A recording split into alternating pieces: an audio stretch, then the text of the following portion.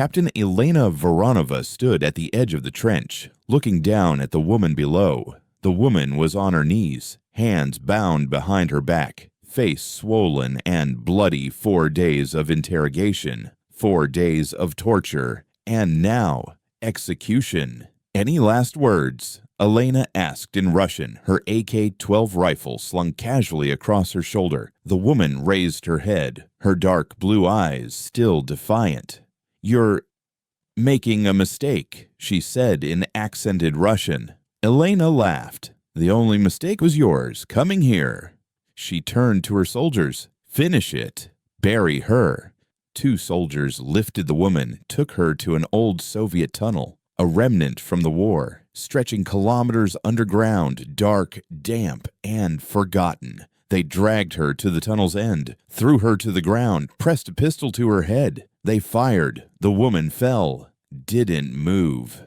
"Is she dead?" someone asked. "Check." The soldier knelt, checked for pulse. Dead. "Good. Close the door. No need to bury her. Nobody knows about this place. Let her rot." They closed the heavy steel door, locked it. In the dark tunnel, alone, the dead woman remained, or so they thought, because the woman lying on the ground was Lieutenant Maya Sokolov, Russian Special Forces Spetsnaz, 8 years of service, 3 war zones, and right now very, very much alive. Drop a comment and subscribe, because when Maya emerged from underground, Captain Elena Voronova and her 40 armed soldiers would learn that forgotten tunnels breed the most dangerous enemy, someone you think is dead, but is actually coming home. Lieutenant Maya Sokolov was 29 years old. Spetsnaz, Russian Special Forces, 8 years of service, urban warfare specialist, close quarters combat, survival, and resistance to interrogation training, 5 feet 7 inches, athletic build from 8 years of Spetsnaz's brutal training regimen, dark brown hair in a short military cut, blue eyes that caught every detail, a knife scar on her left arm. From an operation in Chechnya. The mission was simple. In the Donbass region, a separatist group was smuggling weapons. Maya, disguised as a local civilian, had been gathering intelligence for 3 weeks. It was going well. Until someone gave her up. 4 days ago, while sleeping in her hotel, the door burst open. 6 armed men. Captain Elena Voronova was their leader. Separatist militant group commander, former Russian army, now mercenary Lieutenant Sokolov. Elena said, smiling, "Russian intelligence interests us greatly. We'll have a conversation with you."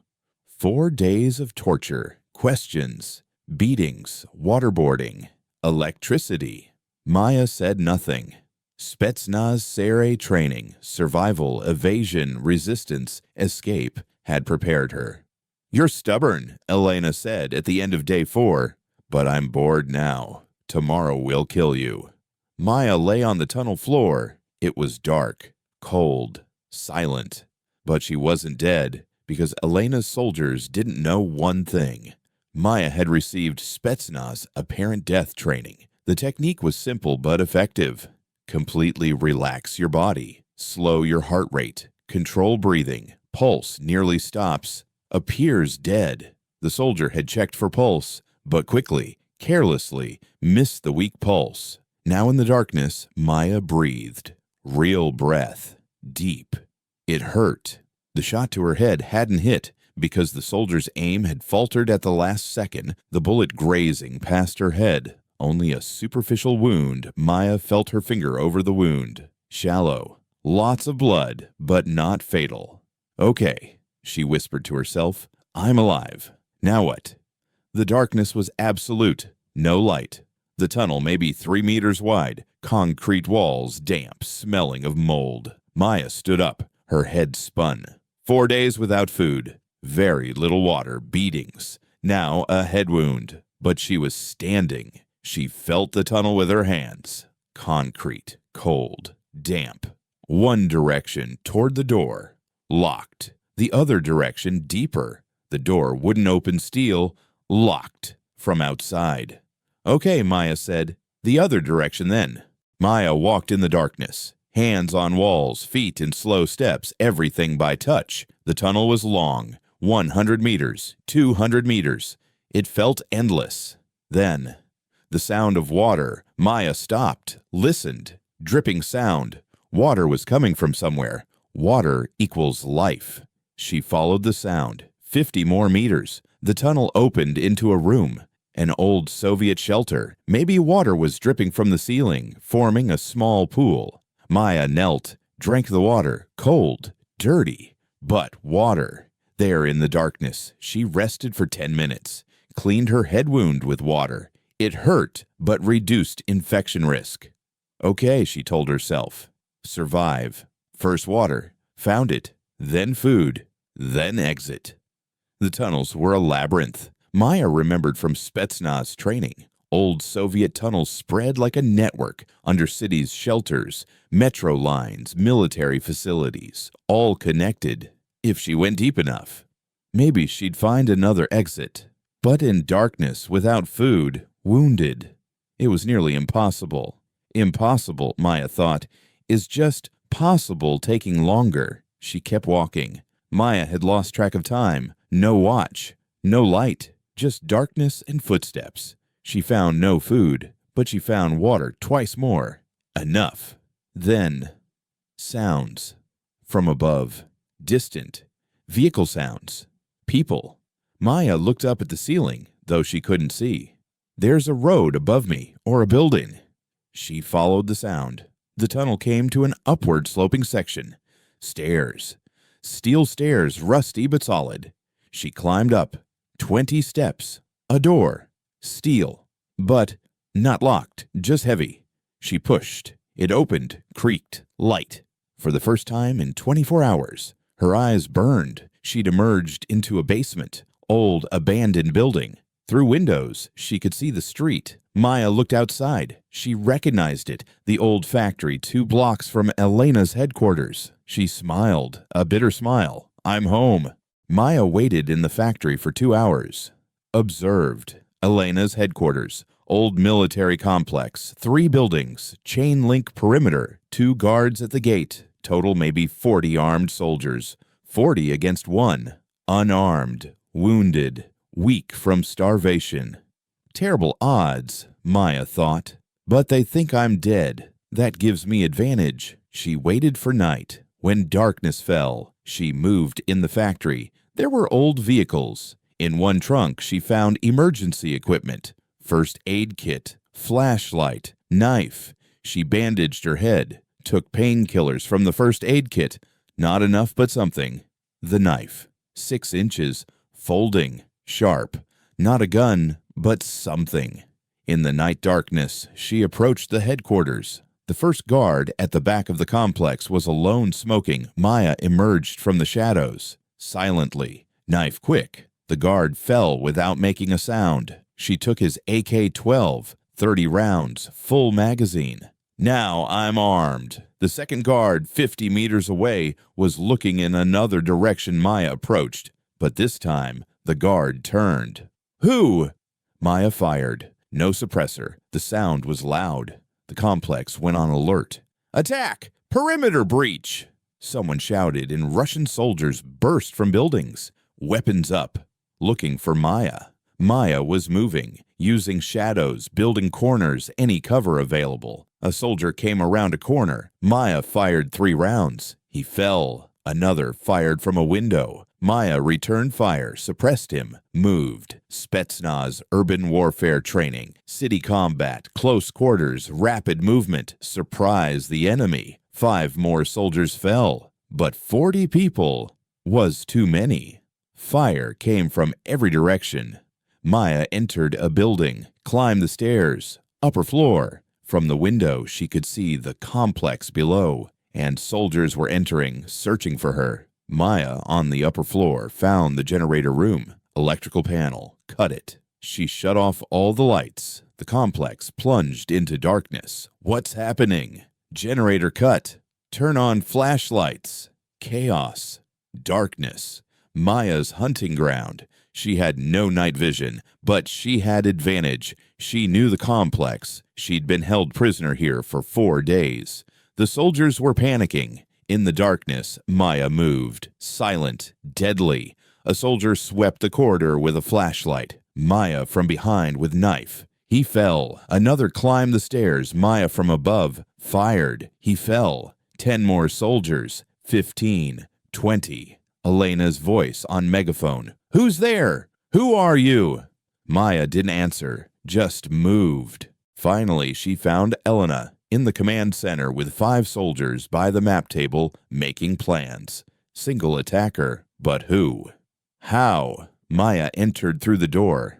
Weapon up, or the 5 soldiers turned, fired. Maya dove behind the table, returned fire. 2 fell. Elena tried to escape through a side door. Maya followed her. In the corridor, Elena turned, raised her pistol. Maya was faster, fired. Elena's pistol fell from her hand. "Stop!" Maya shouted. Elena stopped, hands up, turned, and saw Maya. Her face went pale. You're dead. I killed you, in the tunnel. The soldier who checked my pulse did it hastily," Maya said, weapon steady, missed the weak pulse. "And the soldier who shot my head wasn't a marksman. He missed." Elena couldn't believe it. "But 24 hours underground. How?" "Spetsnaz," Maya said simply. "Survival training. Underground operations. You thought you killed me. Actually, you sent me home. The tunnels, my domain. You're a ghost. No, I'm very much alive, and you're my prisoner." Elena's eyes darted around, looking for escape. "You can't take all of us. My men will—" "Your men are dead or captured," Maya interrupted. "It's just you now." Before Elena could respond, the sound of boots echoed heavy. Multiple people. "Reinforcements," Elena whispered, hope flickering. But the voice that called out was Russian military. "This is Captain Volkov, Russian Special Forces. Identify yourself." Maya's relief was immediate. "Lieutenant Maya Sokolov, Spetsnaz. I have a high-value prisoner and need assistance." The door burst open. 6 Spetsnaz operators in full tactical gear flooded in. When they saw Maya, bloody, exhausted, but standing, they stopped. Captain Volkov lowered his weapon. "Lieutenant Sokolov, you were declared MIA 4 days ago."